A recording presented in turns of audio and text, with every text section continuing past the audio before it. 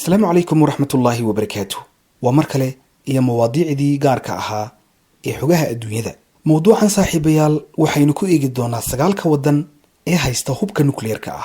طلو واحد سويديني سا إمي سودن أيام مسلم وخطر دوني ده حريسي هوب كنوكليركو. إن كستا الضلالك هيستهوب كنوكليركو أي شيغان إن الدنيا دو آمين كانوا قندونتو خطرت النوكليركا.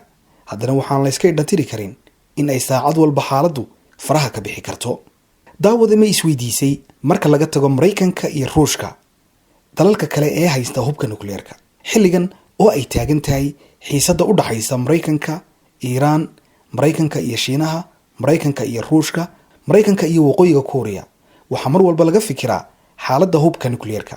Pakistan iyo Hindiyana tirada ku darso waa laba wadan oo quwadda nukleerka haysta oo markasta ku murma xuduudda Kashmir. hubkan waxa loo aqoonsaday inuu yahay midka wax kumaada ee khasaaraha ugu weyn u geysan kara dunida. horena loo soo arkay dhibaatadii uu ka geystay wadanka Japan dagaalkii labaad ee dunida markii uu Mareykanku ku weeraray magaalooyinka Hiroshima iyo Nagasaki. qunbuladaha nukleerku waxay aad uga waxyeello badan yihiin xataa bambada ugu weyn adduunka ee aan nukleerka ahayn.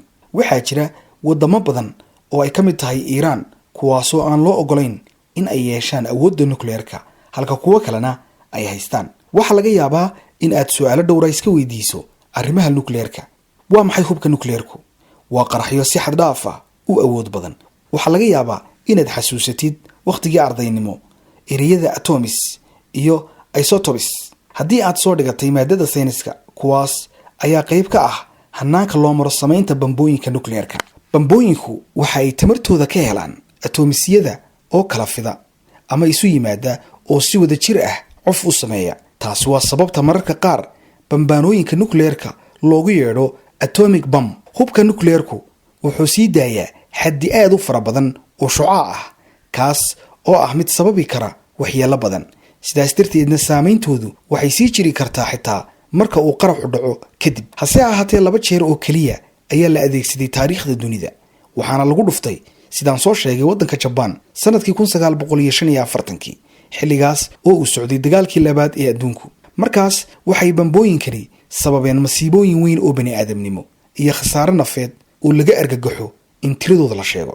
shucaaci ka dhashay bambadii lagu dhuftay magaalada Hiroshima wuxuu socday dhowr bilood wuxuuna dilay dad lagu qiyaasay 80,000 oo qof. bambadii kale ee lagu dhuftay magaalada Nagasaki waxay iyaduna dishay in ka badan 70,000 oo qof. tan iyo xilligaas wixii ka dambeeyay nukleerka weli looma adeegsan dagaal kale. 9 wadan ayaa ah haddaba kuwa waqtigan haysta hubka nukleerka waxaanay kala yihiin 1 Mareykanka, 2 Ingiriiska, 3 Ruushka, 4 Faransiiska, 5 Shiinaha, 6 Hindiya, 7 Pakistan, 8 Israa'iil iyo 9 Kuuriyada Waqooyi. saaxiibayaal dalalka Ingiriiska, Mareykanka, Ruushka, Faransiiska, Shiinaha, Hindiya, Pakistan, Israa'iil iyo Waqooyiga Korea waa 9 wadan ee waqtigan la xaqiijiyay in ay barkimada dhigteen hubka nukleerka. yaa sameyn kara haddaba hubkan? markii sida guud loo eego jawaabtu waa inuu sameyn karo qof kasta oo aqoon saynis u leh lehna farsamo awoodeed oo sarreysa helina kara qalabka loo isticmaalo diyaarinta hubka nukleerka. laakiin marka laga hadlayo in wadamada loo ogol yahay samaysashada hubkan iyo in kale jawaabta su'aashaasi waxay qaadanaysaa sheeko dheer. waxaa jira wax loogu yeedho is-afgaradka xakamaynta hubka nukleerka oo afka qalaad loo soo gaabiyo NPT kaasoo ah heshiis looga gol leeyahay in laga hortago faafitaanka hubka nukleerka iyo in laga qaado wadamada aan loo ogolayn. tan iyo 1970kii 191 wadan oo ay ku jiraan Mareykanka, Ruushka, Ingiriiska, Faransiiska iyo Shiinaha ayaa saxeexay heshiiska ka hortagga nukleerka. 5 wadan waxaa loogu yeedhaa dawladaha ku hubaysan nukleerka waana loo ogol yahay inay haystaan hubkaas sababtoo ah waxay samaysteen oo ay tijaabiyeen ka hor inta aan heshiiska NPT la dhaqan gelinin 1 bishii January ee sanadkii 1967. xitaa iyadoo dalalkan ay haystaan nukleerka heshiiskana ay qayb ka yihiin iyaga qudhooda waxaa laga rabaa in ay yareeyaan xaddigiisa mana loo ogola inay weligood iska haystaan. wadanka Israa'iil oo weligeed aan qiranin ama beeninin inay haysato hubka nukleerka waa wadan ka mid ah dalalka la xaqiijiyay inay haystaan hubka nukleerka. Hindiya iyo Pakistan midna qayb kama aha heshiiskaasi loo yaqaanay NPT mana aanay saxiixin. kuuriyada waqooyi waxay heshiiskaas ka baxday sanadkii 2003. saaxiibayaal aan isweydiinay waddanka Iiraan halkee buu isagu ku jiraa? Iiraan waxay barnaamijkeeda nuclear-ka bilowday sida la xaqiijiyay sanadihii 1950-yadii. markastana waxay ku adkaysanaysay in tamarta nuclear-ka ee ay samaysanayso ay tahay mid nabad ah oo ah mid ay u adeegsan doonto dhinaca wax soo saarka. laakiin waxaa jiray shaki laga qabay inay si qarsoodi ah u samaysanayso hubka nuclear-ka iyadoo gacan ka helaysa dalal ay saaxiib yihiin. arrintaas waxay keentay in golaha ammaanka ee qaramada midoobay, Mareykanka iyo midowga Yurub ay cunaqabataymo ku soo rogaan dalkaasi Iiraan sanado kala duwan. tani waxay keentay in sanadkii 2015 ay heshiis galaan Mareykanka iyo waddanka Iiraan iyo weliba wadamo kale kuwaasi oo ah quwadaha waaweyn. kuwaas waxay Iiraan ka saxeexeen heshiis dhigaya inay baabi'iso bacriminta nuclear-ka si cunaqabatayntana looga qaado. laakiin madaxweynaha waddanka Mareykanka Donald Trump ayaa heshiiskaasi cagta mariyay oo ka baxay gebi ahaanba bishii May ee sanadkii 2018.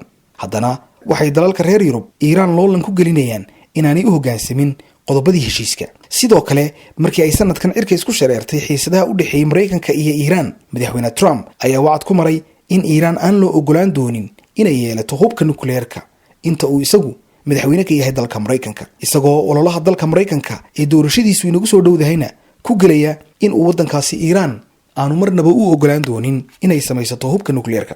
kadib markii ay cara ka dhalatay dilkii uu Mareykanku magaalada Baghdad ugu geystay generaalkii reer Iiraan ee aadka loo jeclaa Qaasim Suleymaani, Iiraan waxay sheegtay inaanay u sii hoggaansami doonin xadidaadda qaybta ka ahayd heshiiska.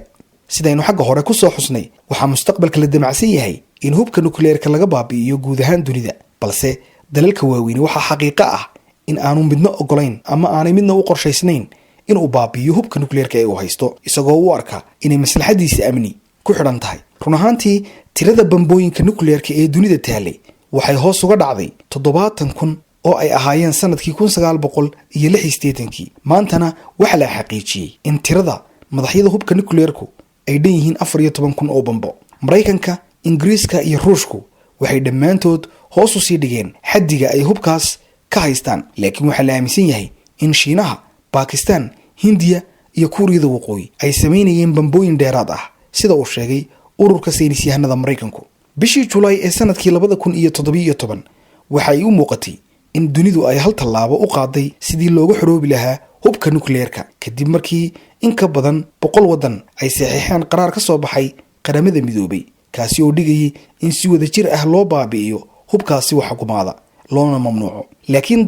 laakiin dalalka ku hubaysa nuclear-ka ee kala ah Mareykanka, Ingiriiska, Faransiiska iyo Ruushka ayaa hor joogsaday hirgelinta qaraarkaas. Ingiriiska iyo Mareykanku waxay sheegeen in qaraarkaasi aanu damaanad qaadi karin amniga dunida, maadaama nuclear-ku uu udubdhaxaad u ahaa ilaalinta nabadgelyada caalamka muddo ka badan 70 sano, halka dalalka Mareykanka iyo Ingiriisku ay yareynayeen bambooyinka ku jira makhaasiintooda lagu kaydiyo hubka nuclear-ka. haddana khubarada qaar waxay sheegayaan inay sii xoojinayaan awoodda bambooyinkaas ay leeyihiin. inkasta oo ay arrimahaasi oo dhan ay jiraan, haddana warbixinada qaarkood waxa ay tilmaamayaan ama hoosta ka xariiqayaan in tusaale ahaan waddanka Ingiriisku uu sii casriyeynayo nidaamkiisa hubka nuclear-ka. Mareykankana waxaa laga yaabaa inuu lacag dhan 1 trilyan u adeegsado sidii uu u kordhin lahaa awoodda nuclear-kiisa ilaa laga gaadhayo sanadka 2040.